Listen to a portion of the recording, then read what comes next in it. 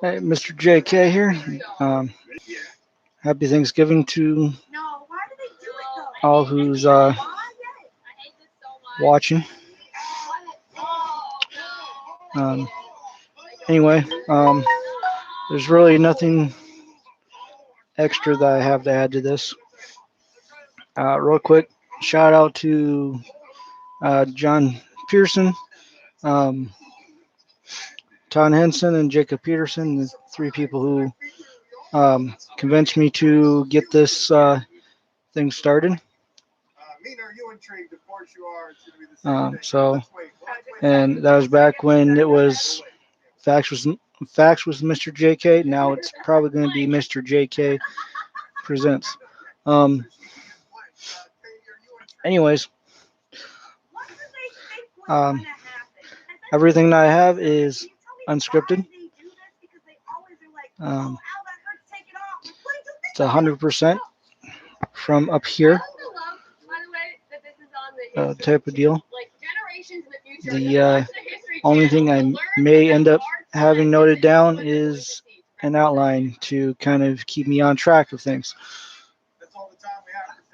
There is uh, one particular thing that I kind of want to go over. Here, actually, there's a couple of things I want to go over here. All right, so first off, I want to add to the fact that not only did the Niners go in and beat the Green Bay Packers, and they were playing and San Francisco, which gives San Francisco the upper hand, but they annihilated them. So I'd like to pretty much go out and put a little bragging out there, saying I told those people that thought the Packers were going to come out and topple the Niners that the Niners were going to end up coming out and beat them. Not only did they beat them, they, even though they were only listed as a 3-point favorite over the Packers, they ended up beating them 37-8. 37-8 is how much they beat them.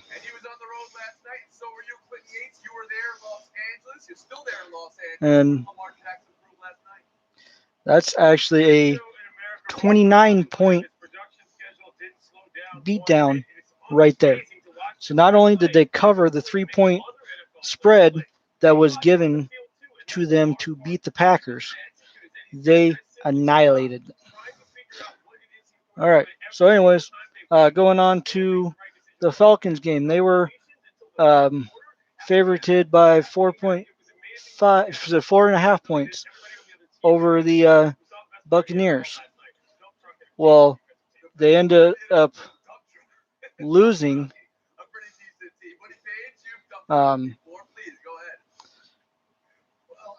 35-22, and that right there is by 13 points. So not only were they not able to cover the spread of 4.5 points, but they lost by 13. The Bills were 4-point favorites over the Broncos. Well, they ended up covering that spread and more with a 17-point win over the Broncos. That was 20-3. The Bears were 6-point favorites over the Giants. Well, they ended up winning, but they didn't cover the spread. The final score is 19-14. The Bengals were 6.5-point underdogs against the Steelers. Well, the point spread wasn't covered per se. It was missed by half a point, but the Steelers ended up coming out on top, 16-10. The Saints were 9.5 point favorites over the Panthers.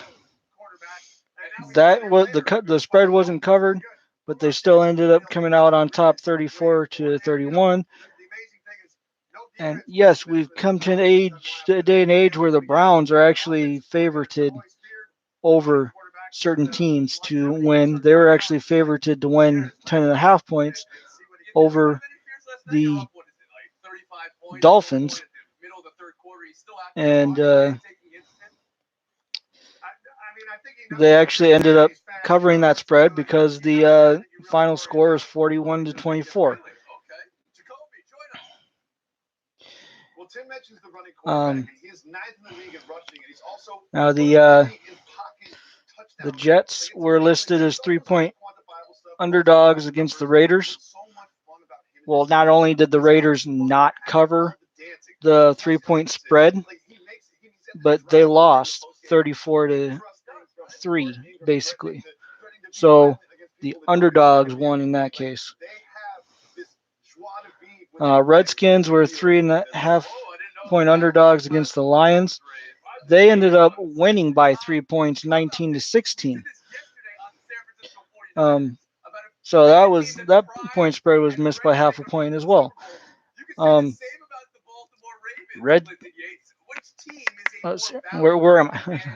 Titans 3-point favorites over the Jaguars.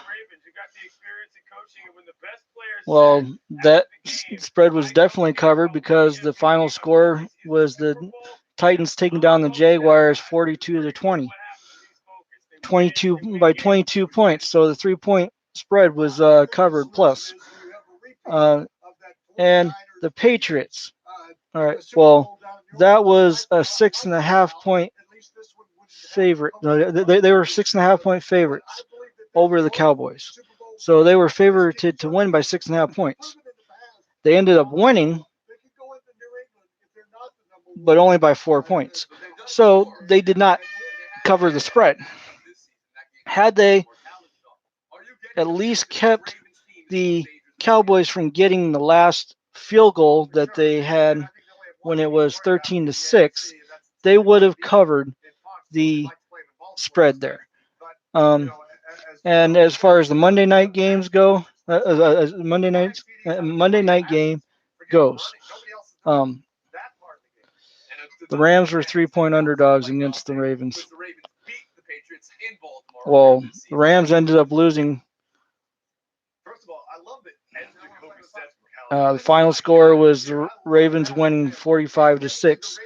So that 3-point spread was covered and some. And then there was the Thursday night game, which I should have brought up first because they played before Sunday. The Texans were 3.5-point favorites over the Colts.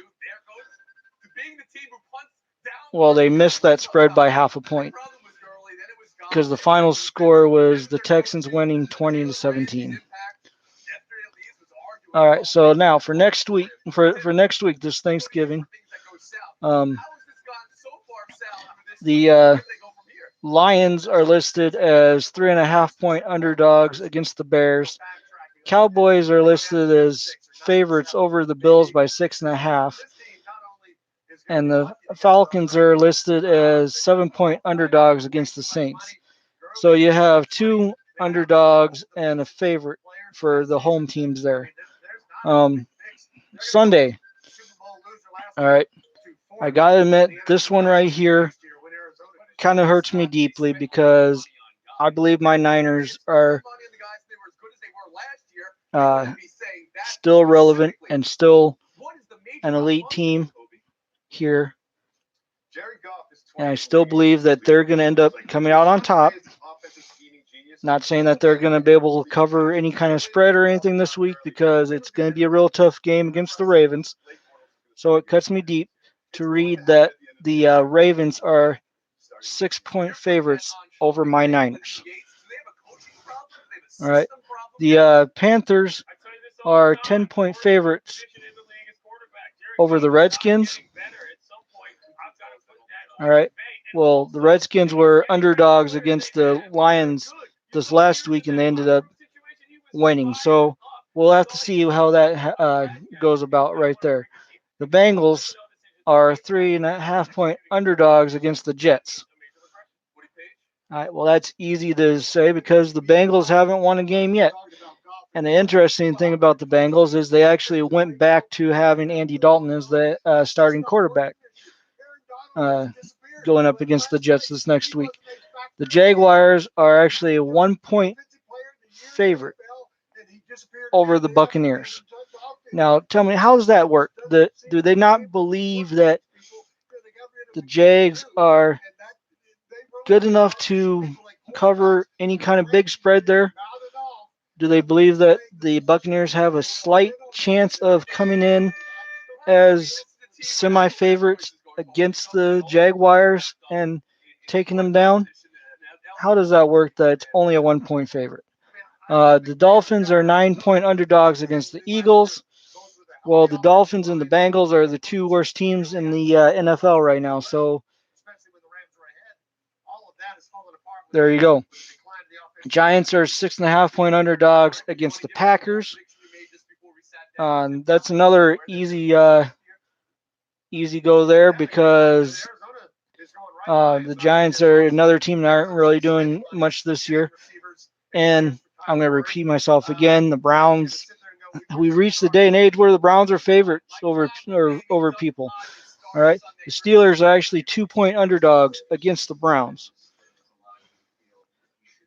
All right. Now you got Myles Garrett suspended for the rest of the year and indefinite, so he has to apply for being reinstated in order to play again. And then not only that, but you have Mason Randolph, who was the quarterback in the last game that ended up getting hit with his own helmet by Myles Garrett. You got him being benched for Hodges now. And you got Mike Tomlin, the coach, saying that Hodges is actually going to be starting because he hasn't killed us yet. So therefore, Mason Randolph, you messed up. Cardinals are 3 point underdogs against the Rams at this moment. All right, well, the Cards are leading into an era where they're going to be underdogs for a while, unless something drastic changes for them. Either they pick up free agents this year, or they pick up something through the draft that changes things for them. They're going to end up being underdogs to a lot of teams for a while. The Chiefs are 9.5 point favorites over the Raiders. That right there, I think, could go either way because the Chiefs and the Raiders have always been rivals, and it's always been a real good game with them going up against each other either way. Then you got the Broncos, 2.5 point underdogs against the Chargers. The Texans, 3 point underdogs against the Patriots. Well, almost anybody who goes up against the Patriots, whether we like it or not, is going to be underdogs when they go up against the Patriots. The Patriots are really always going to be the favorites to win. The one exception is the team that ended up beating them this year, giving them their only loss, the Ravens, will probably more likely be favorited to win up against them next time. And I think they only have a 2-game loss. I'm going to have to look at the records just to make sure. And then for the Monday night game this next week, we got the Seahawks being 3 point favorites over the Vikings. So that's it. And there's no buys this week. Beginning this week, everybody plays for the rest of the year. And there are certain teams that are eliminated from the playoffs. I thought for sure the Browns would be on that list, but it does look like if they end up winning it out, they could get in as a wild card. So they are still in the hunt.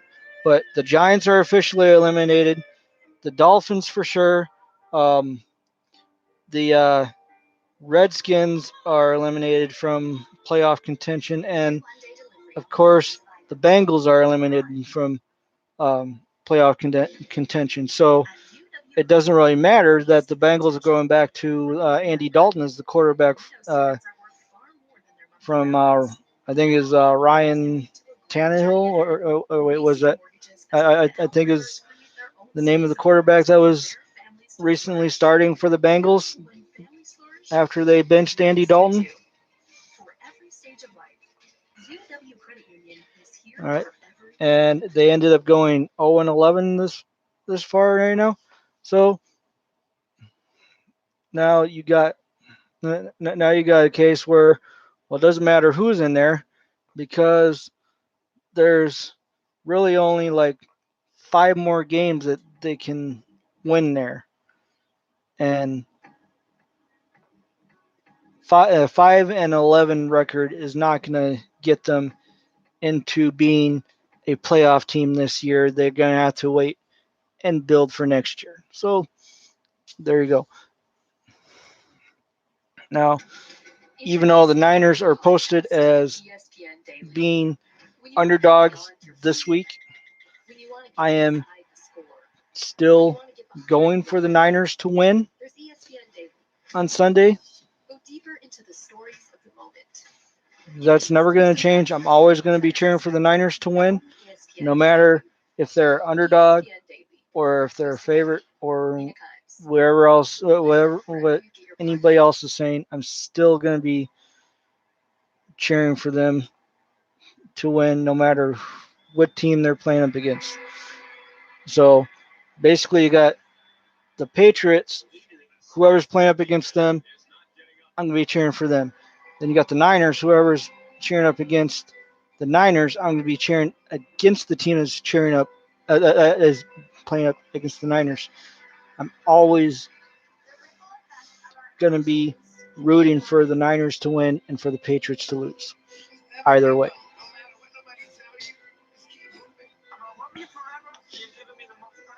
All right. So I am for one. I am for one glad that they have that one loss in their record, and I am still bragging about the fact that they were still the last undefeated team of the 2019-20 season to go down before they lost. All right. So there you go. With that, I'm just going to go ahead and sign off now. Again, happy Thanksgiving to who all sees this. I will be pretty much in Waukesha enjoying my Thanksgiving with my family. I hope you guys are able to enjoy Thanksgiving with your family as well. Go ahead and hit me up and leave in the comments certain topics of what I can like research and talk about here. I'm honestly running out of ideas here. That's one of the main reasons why during the off season for football and basketball I wasn't really on very much. So now with that, I'm pretty much going to be out of here. Peace. I like Mark Gasol getting a good hand in the face like I used to do at Texas Intramurals, but let me say this.